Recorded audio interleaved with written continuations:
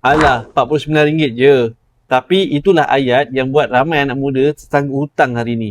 RM49 sebulan je. Bila dengar macam tu, otak kita terus rasa, alah, mampu. Hari ni BNPL kasut, besok telefon pula, lusa headphone pula, minggu depan order baju pula. Semuanya nampak murah. Sebab kita cuma nampak ansuran bulanan, bukan jumlah sebenar. Akhirnya tuan-puan, gaji yang baru masuk belum sempat kita nak nikmati hasil kerja sebulan, duit dah habis bayar komitmen.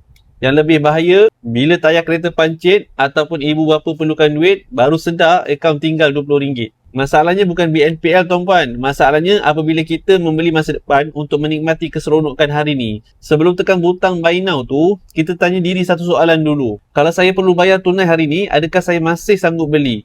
Kalau jawapan kita tak, mungkin barang tu bukan keperluan lagi. Ingat je tuan-puan, orang kaya dia bina aset dulu.